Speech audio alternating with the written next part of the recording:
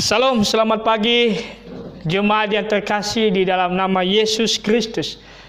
Terima kasih pagi hari ini kita bersyukur Tuhan selalu memberikan kesempatan bagi kita dalam beribadah, bahkan dalam membaca dan merenungkan firman Tuhan. Saudara, sebelum kita membaca dan merenungkan firman Tuhan, mari kita berdoa terlebih dahulu. Bapa di dalam surga, di pagi hari yang berbahagia ini Tuhan, kami bersyukur kesempatan demi kesempatan Tuhan sediakan dan Tuhan berikan bagi kami. Dan secara khusus pada minggu ini Bapa, kami akan diberkati firman Tuhan.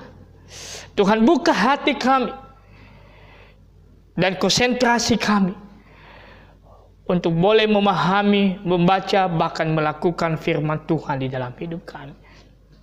Hamba-Mu yang terbatas dalam menyampaikan firman ini, kiranya Roh-Mu yang kudus Tuhan yang memimpin kami. Dan setiap kalimat yang hamba-Mu sampaikan, kiranya kami semua dengan pertolongan daripada Roh Kudus-Mu boleh dikuatkan oleh Tuhan. Di dalam nama Yesus kami berdoa.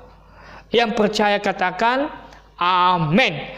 Bapak Ibu Saudara yang diberkati oleh Tuhan Yesus Kristus, kita akan membaca firman Tuhan pagi hari ini dari kitab Roma. Di depan layar kita sudah ada kitab Roma pasal 1 ayat yang ke-16 sampai dengan ayat yang ke-17. Demikian bunyi firman Tuhan, Bapak Ibu Saudara. Sebab aku mempunyai keyakinan yang kokoh dalam Injil. Karena Injil adalah kekuatan Allah yang menyelamatkan setiap orang yang percaya. Pertama-tama orang Yahudi, tetapi juga orang Yunani. Sebab di dalamnya nyata kebenaran Allah yang bertolak dari iman dan memimpin kepada iman. Seperti ada tertulis, orang benar akan hidup oleh iman. Jemaat sekalian yang diberkati oleh Tuhan, kitab Roma adalah di mana kitab ini menceritakan banyak doktrin di dalam kitab Roma ini, baik itu tentang dosa, tentang hukum Taurat dan lain sebagainya. Namun inti atau jantung dari kitab Roma ini adalah terletak di ayat yang ke-17 ayat yang ke-16 sampai dengan ayat yang ke-17 ini, di mana dikatakan di sana bahwa hanya karena pembenaran karena iman. Nah, saudara diberkati oleh Tuhan, ini sangat menarik, saudara. Di mana Paulus berkata di sana, Bapak Ibu Saudara diberkati oleh Tuhan, sebab aku mempunyai keyakinan yang kokoh. Arti lain dikatakan bahwa Paulus tidak malu. Tidak malu karena apa, saudara? Yaitu karena Injil. Saudara diberkati oleh Tuhan Yesus Kristus. Apa itu Injil? Apa inti daripada Injil? Saudara diberkati oleh Tuhan, Injil itu kabar baik. Ya, Injil itu kabar baik. Kabar baik apa yang di dalam Injil itu, saudara? Injil itu mau memberitakan apa buat saya dan Bapak Ibu semua dari pagi hari yang berbahagia ini. Nah, Bapak Ibu Saudara diberkati oleh Tuhan Yesus Kristus. Ternyata Injil itu, saudara, diberkati oleh Tuhan kabar baik tentang berita bahwa hanyalah di dalam Yesus Kristus semua orang yang berdosa diselamatkan. Di mana dosa, kita semua yang berdosa ini, kita harus dihukum. Saya dan Bapak Ibu harus dihukum karena perbuatan. Karena kita sudah melanggar aturan dan ketetapan Tuhan. Tetapi karena kita, Bapak Ibu Saudara yang diberkati oleh Tuhan, tidak bisa menyelamatkan diri kita sendiri. Tidak bisa melepaskan diri kita sendiri dari keberdosaan itu. Maka karena kasih Tuhan, melalui anaknya Yesus Kristus, menjadi korban, menyelamatkan saya dan Bapak Ibu, sampai dia mati di atas kayu salib. Itulah inti dari kabar Injil itu.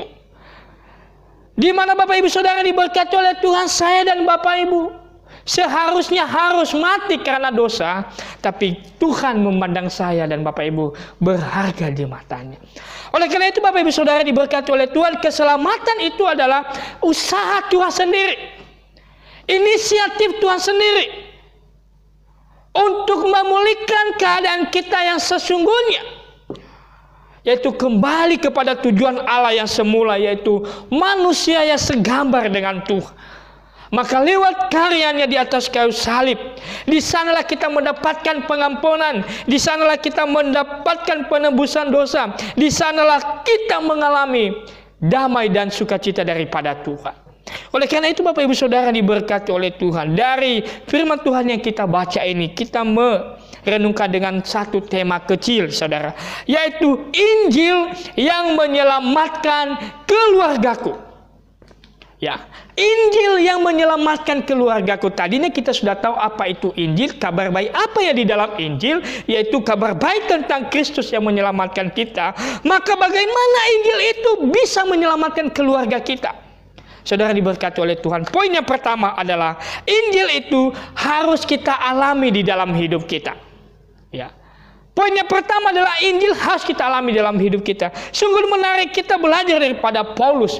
Kenapa Paulus begitu yakin tentang Injil? Kenapa Paulus tidak malu terhadap Injil? Saudara diberkati oleh Tuhan. Sebelum Paulus menjadi pelayan Kristus, dia ini adalah pribadi yang benar-benar tidak senang dengan orang Kristen, tidak senang dengan kabar baik ini, di mana dia mengejar-ngejar orang yang percaya kepada Tuhan, bahkan sampai dia membunuh orang-orang yang percaya kepada Tuhan. Sehingga dalam perjalanannya ke Damsyik, di sanalah dia bertemu dengan Tuhan. Dengan Injil itulah dia diubahkan oleh Tuhan. Dengan firman Tuhan kebenaran itulah konsep Paulus diubahkan kembali. Pribadi Paulus benar-benar diubahkan oleh Tuhan lewat firman Tuhan itu. Sehingga Paulus berkata apa yang dia anggap selama ini, yang dianggap hebat selama ini, yang dia anggap benar-benar membuat hidupnya bahagia selama ini, setelah dia berada di dalam Kristus, karena dia sudah diubahkan oleh Injil, karena Injil sudah mengubah konsepnya Paulus, maka dia berkata semuanya adalah sampah, tidak ada artinya Saudara.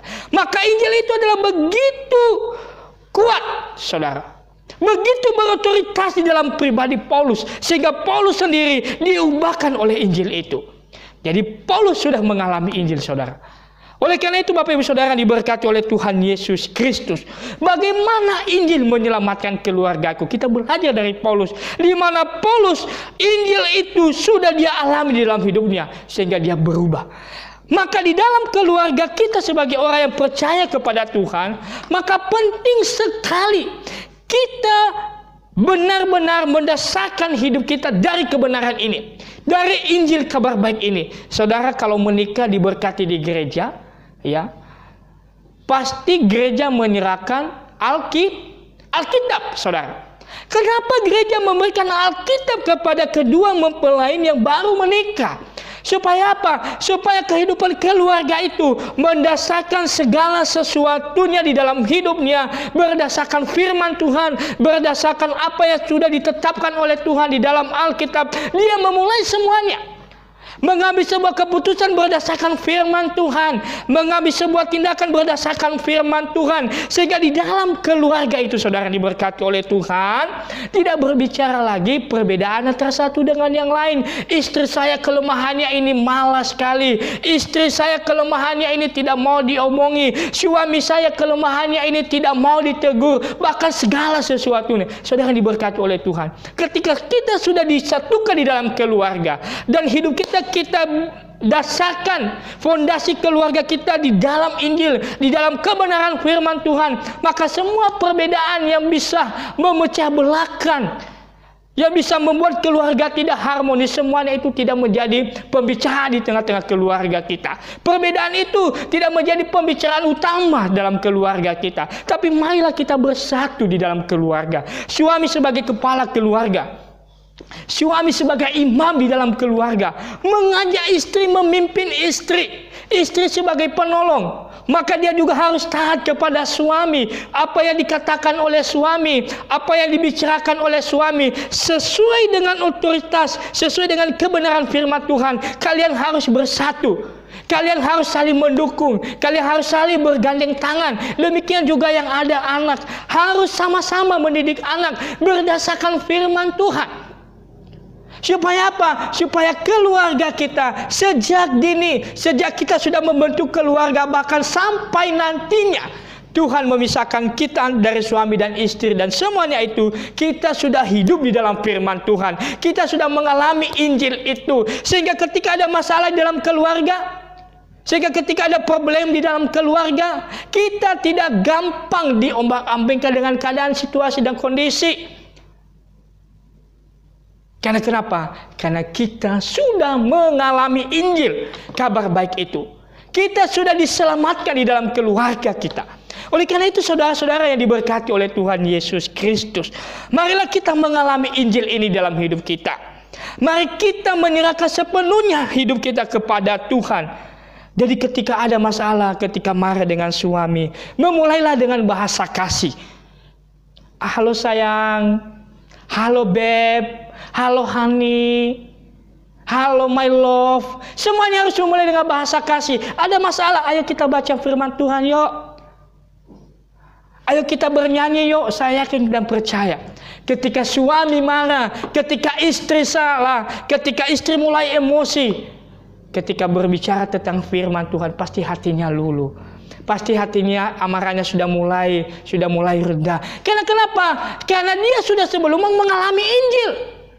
Sehingga ketika berbicara tentang kebenaran firman Tuhan, emosinya mulai marah, mulai mereda, amarahnya mulai sembuh. Jadi dengan bahasa-bahasa seperti itu, Bapak Ibu Saudara, kita bisa lakukan di dalam keluarga kita. Hal-hal yang lain seperti ini saudara, kita mengoreksi diri kita. Ketika kita mau menyambut istri kita pulang, contohnya belanja di pasar, kita memulai dengan bahasa kasih. Sayang, yang kamu beli ini gimana? Apa yang kamu beli tadi? Demikian juga suami. Kita menyambut suami dengan penuh kasih sayang. Kita menyambut dengan bahasa-bahasa yang romantis sedikit di dalam keluarga. Sayang pulang ya, capek ya, sediakan teh kopi. Demikian juga anak. Ketika anak salah, jangan langsung dimarahi, tetapi sampaikan dengan bahasa kasih. Oleh karena itu saudara diberkati oleh Tuhan Yesus Kristus.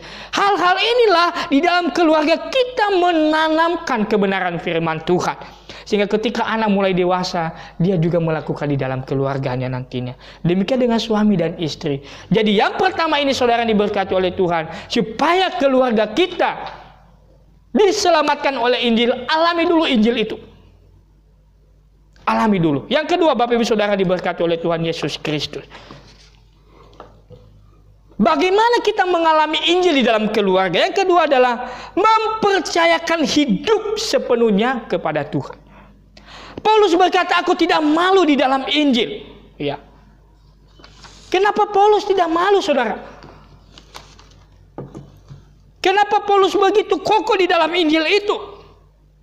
Pada ayat yang ke-17 dikatakan di sana, sebab di dalamnya nyata kebenaran Allah yang bertolak dari iman dan memimpin kepada iman.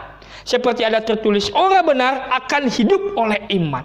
Setelah Paulus mengalami Injil, Injil itu mengubahkan hidup Paulus. Injil itu mengubahkan konsepnya Paulus. Maka Paulus benar-benar mempercayakan hidupnya sepenuhnya kepada Tuhan. Paulus tidak ragu lagi apa yang dialami ke depan ketika melayani Tuhan. Mau dia dianiaya, mau dia dikhianati, mau dia dipenjara, mau dia dilempar batu, mau dia ditolak dari sukunya, dia tidak malu. Karena kenapa? Pertama dia mengalami Injil, yang kedua dia mempercayakan sepenuhnya hidupnya kepada Tuhan. Apapun yang terjadi, apapun yang saya alami, Injil, kebenaran Tuhan, firman Tuhan, tetap dia yakini bahwa Tuhan pasti akan menolong dia. Demikian kita dalam keluarga kita, saudara diberkati oleh Tuhan. Ketika kita sudah memahami dan mengalami Injil itu, maka kita menyerahkan sepenuhnya hidup kita di dalam Injil itu. Jangan setengah-setengah, saudara diberkati oleh Tuhan. Kita menyerahkan diri kita sepenuhnya kepada Dia, artinya bahwa kita mengandalkan Kristus sepenuhnya di dalam hidup kita. Amin, saudara. Oleh karena itu Bapak Ibu Saudara diberkati oleh Tuhan, Paulus tidak lagi ragu akan penyertaan Tuhan dalam hidupnya. Ini bisa kita ambil di dalam keluarga kita juga, ya. Jika sebagai kepala keluarga saudara diberkati oleh Tuhan, istri sebagai penolong, sudah mengalami Injil, maka kita berdua sebagai kepala keluarga dan istri harus menyerahkan sepenuhnya hidup kepada Tuhan. Jangan setengah-setengah. Jangan ada Allah yang lain lagi. Jangan ada kepercayaan yang lain lagi. Jangan ragukan lagi Allah di dalam hidup kita. Apalagi di masa yang sulit ini. Bagaimana kita mempercayakan hidup kita kepada Tuhan, saudara diberkati oleh Tuhan. Lewat setiap pergumulan yang kita alami, kita serahkan kepada Tuhan. Bagaimana kita menyerahkan hidup kita kepada Tuhan? Lewat setiap kita dalam persekutuan doa malam, kita selalu doa malam.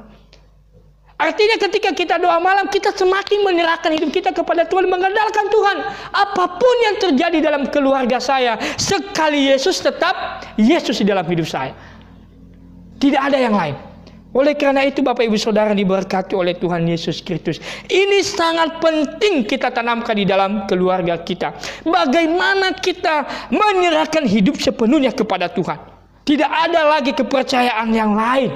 Tidak ada Allah yang lain lagi yang berkuasa selain Tuhan Yesus.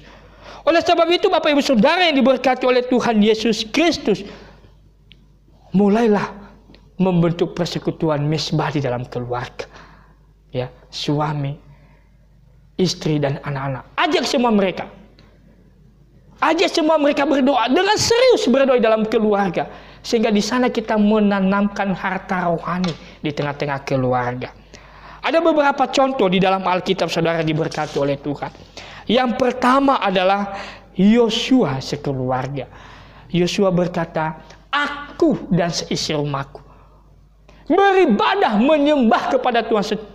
Sejak saat itu juga, sejak hari ini juga, sebagai kepala keluarga, memutuskan kepastian hidup untuk menyerahkan hidup kepada Tuhan, baru mengajak seluruh keluarga. Ya, kepala keluarga dulu dan mengajak seluruh isi keluarga. Yang kedua adalah pegawai istana keluarga. Saudara diberkati oleh Tuhan. Yohanes pasal 4 ayat 53. Ayat itu pun teringat bahwa pada saat itu Yesus berkata kepadanya, anakmu hidup. Lalu ia dan seluruh keluarganya percaya, walau yang beroleh kasih karunia hanya seorang anak, tetapi seluruh keluarga telah diubahkan dan percaya kepada Tuhan. Yang kedua adalah Lydia dan keluarga. Kisah Para Rasul pasal 16 ayat yang ke-15. Sesudah ia dibaptis bersama dengan seisi rumahnya, Rasul memberitakan Injil kepada keluarga Lydia, dan seisi keluarga percaya serta dibaptis bersama dengan dia. Kenapa ini saudara diberkati oleh Tuhan? Yang pertama tadi Injil dia sudah alami. Yang kedua dia menyerahkan sepenuhnya hidupnya kepada Tuhan. Karena kenapa? Injil sudah mengubah hidupnya. Injil meyakinkan dia, kebenaran itu meyakinkan dia, sehingga mengambil sebuah keputusan pun tidak ada lagi keraguan. Saudara diberkati oleh Tuhan Yesus Kristus, jemaat yang saya kasihi. Inilah yang kita boleh renungkan pada saat sekarang ini. Bagaimana Injil itu menyelamatkan setiap keluarga kita. Yang menjadi kesimpulan bagi kita yang pertama saudara, buka hatimu supaya mengalami kuasa Injil. Buka hatimu supaya kamu mengalami kuasa Injil. Jangan ragu lagi. Yang kedua, serahkan hidupmu sepenuhnya kepada Tuhan. Maka Injil itu, firman Tuhan itu yang kita alami, mendapatkan buah. Buahnya di mana saudara? Di keluarga kita yang masih belum percaya, kepada anak-anak kita. Maka setiap kita yang sudah menyerahkan hidup kepada Tuhan, maka Injil itu menyelamatkan seluruh keluarga kita. Pasti saya dan Bapak Ibu juga memiliki kerinduan yang sama. Bagaimana Injil menyelamatkan keluargaku. Oleh karena itu Bapak Ibu Saudara diberkati oleh Tuhan, karena firman Tuhan yang kita baca ini boleh menguatkan kita. Tuhan boleh memampukan kita. Yang pertama mengalaminya, yang kedua serahkan sepenuhnya hidupnya kepada Tuhan. Jangan setengah-setengah, jangan ragu, penyertaan Tuhan kekal adanya dalam hidup kita. Mari kita berdoa. Terima kasih untuk firman Tuhan yang boleh kami renungkan pada malam hari ini Tuhan. Kiranya Injil menyelamatkan keluarga kami. Ketika Injil sudah menyelamatkan kami, maka keluarga kami pun pasti akan merasakan Injil itu, mengalami Injil itu. Tuhan Yesus memberkati seluruh jemaat yang sudah mendengarkan firman Tuhan pada saat ini. Mampukan mereka sertai mereka, sehingga dimanapun mereka berada, mereka menghasilkan buah yang memuliakan nama Tuhan. Dalam nama Yesus kami berdoa. Yang percaya katakan amin. Tuhan Yesus memberkati. Salam.